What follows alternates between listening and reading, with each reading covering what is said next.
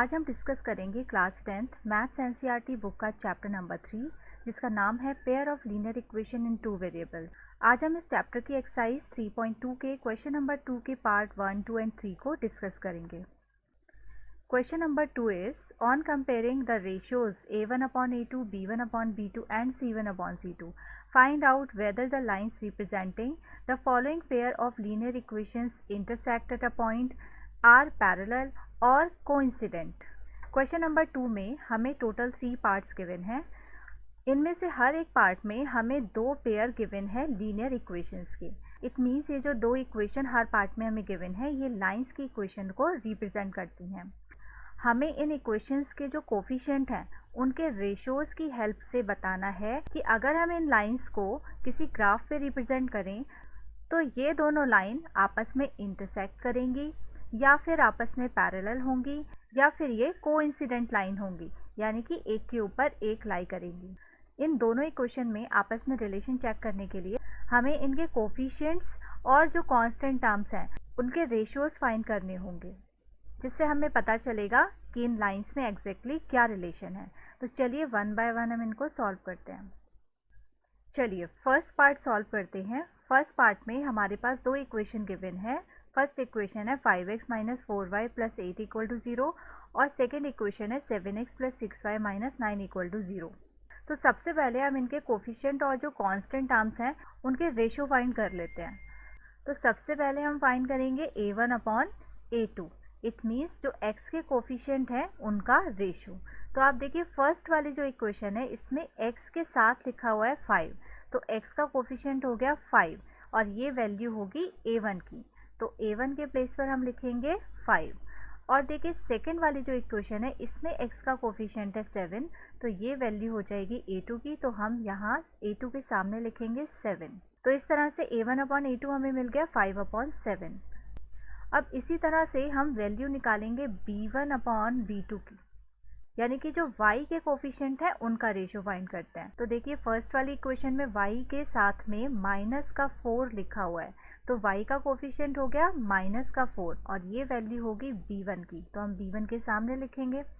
और सेकेंड वाली इक्वेशन में y का कोफिशिएंट हमें दिख रहा है +6, तो b2 के सामने आ जाएगा 6। अब इसी तरह से हम c1 upon c2 भी फाइंड कर लेते हैं। इट मीन्स जो कांस्टेंट टर्म्स हैं इन दोनों इक्वेशन में इनका रेशियो निकालते हैं।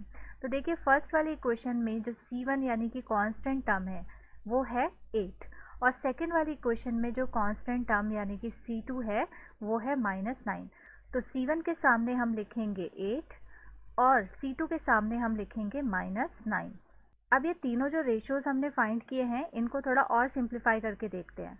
तो देखिए फर्स्ट वाला रेशियो है a1 upon a2 = 5 upon 7। इसको हम और ज़्यादा सिंप्लीफाई नहीं कर सकते क्योंकि 5 और 7 किसी भी डिजिट से कैंसिल नहीं होंगे। सेकेंड रेशियो है b1 upon b2। इसको हम थोड़ा सिंप्लीफाई कर सकते हैं, यानी कि जो 4 है इसको हम 2 से कैंसिल कर सकते हैं। 2 2 ज़ा 4 और 2 3 ज़ा होते हैं 6, तो हम इसे लिख सकते हैं -2 upon 3। और ये जो लास्ट रेशियो है c1 upon c2 इसको भी हम सिंप्लीफाई और ज़्यादा नहीं कर सकते क्योंकि ये दोनों ही नंबर किसी एक नंबर से डिवाइड नहीं हो सकते। तो देखिए इन तीनों रेशियोज से हमें क्लियरली दिख रहा है कि a1 upon a2 not equal है b1 upon b2 के, क्योंकि 5 upon 7 -2 upon 3 के इक्वल नहीं है। इट मीन्स ये फर्स्ट कंडीशन को सेटिस्फाई कर रहा है। और जब भी a1 upon a2 और b1 upon b2 आपस में नॉट इक्वल होते हैं तो लाइंस हमेशा इंटरसेक्टिंग लाइंस होती हैं। इट मीन्स ये दोनों लाइंस एक दूसरे को किसी एक कॉमन पॉइंट पे कट करेंगी। तो आंसर में हम लिखेंगे the lines of these equation are intersecting. चलिए अब पार्ट 2 सॉल्व करते हैं। पार्ट 2 में भी हमारे पास दो लाइंस की इक्वेशन गिवन है। सबसे पहले इन दो लाइन से हम रेशियोज़ फाइंड करते हैं और उसके बाद उन रेशियोज़ को हम ये जो तीन रिलेशंस हैं इनसे कंपेयर करके चेक करेंगे। ये तीनों जो रिलेशन आपको साइड में लिखे हुए दिख रहे हैं इन रिलेशंस को हम ऑलरेडी इंट्रोडक्शन वाली वीडियो में समझ चुके हैं। अगर आपको इस चैप्टर का इंट्रोडक्शन पार्ट देखना है तो आपको उसका लिंक डिस्क्रिप्शन बॉक्स में मिल जाएगा। तो चलिए सबसे पहले a1 upon a2 फाइंड करते हैं। फर्स्ट इक्वेशन में x के साथ में 9 लिखा है, इट मीन्स a1 की वैल्यू है 9 और सेकेंड इक्वेशन में x का जो कोफिशिएंट है वो है 18, तो A2 के सामने हम 18 लिख देंगे। इसको हम थोड़ा सा और सिंप्लीफाई कर सकते हैं। 9 1 ज़ा 9 एंड 9 2 ज़ा 8, इट मीन्स 1/2 मिल जाएगा हमें। अब इसी तरह से B1 अपॉन B2 भी फाइंड कर लेते हैं। तो देखिए फर्स्ट इक्वेशन में y का वेरिएबल है 3, तो B1 के सामने हम 3 लिखेंगे, और सेकेंड इक्वेशन में y का वेरिएबल है 6, तो B2 के सामने लिखेंगे 6। इसको थोड़ा और सिंप्लीफाई करते हैं, तो 3 1 ज़ा 3 और 3 2 ज़ा 6, तो ये हमें मिल गया 1/2। अब हम निकालते हैं C1 अपॉन C2 यानी कांस्टेंट टर्म का रेशो। तो C1 अपॉन C2 हमें मिलेगा 12 अपॉन 24 के इक्वल। इसको भी हम थोड़ा और सिंप्लीफाई कर सकते हैं। 12 1 ज़ा 12 एंड 12 2 ज़ा 24, तो इससे हमें मिल गया 1/2। अब देखिए ये जो तीनों रेशोज़ हमने फाइंड किए हैं, आप नोटिस कर सकते हैं कि तीनों रेशोज़ आपस में इक्वल हैं। It means A1 upon A2 equal है B1 अपॉन B2 के, और ये दोनों ही इक्वल हैं C1 अपॉन C2 के। और अगर हम इन तीनों रिलेशन से कंपेयर करें, तो जब भी तीनों रेशोज़ आपस में इक्वल होते हैं तो उनसे बनने वाली लाइंस हमेशा कोइंसिडेंट करती हैं। इट मीन्स वो लाइंस जब हम ग्राफ पे रिप्रेजेंट करेंगे तो वो हमें एक के ऊपर एक लाई करती हुई दिखाई देंगी। तो इसके आंसर में हम लिखेंगे lines of these equations are coincident lines. चलिए अब इसी तरह से पार्ट 3 भी सॉल्व करते हैं। तो चलिए सबसे पहले इनके कोफिशिएंट्स का रेशो फाइंड करते हैं। तो A1 अपॉन A2 हमारे पास आएगा 6 अपॉन 2 के इक्वल। फर्स्ट इक्वेशन में x के साथ में 6 लिखा है और सेकेंड इक्वेशन में x के साथ लिखा है 2, तो A1 अपॉन A2 हो गया 6/2। इनको हम और सिंप्लीफाई कर लेते हैं, तो 2 1 ज़ा 2 और 2 3 ज़ा हो गया 6, तो रेशो हमें मिला 3/1। अब इसी तरह से हम फाइंड करेंगे B1 अपॉन B2 की वैल्यू।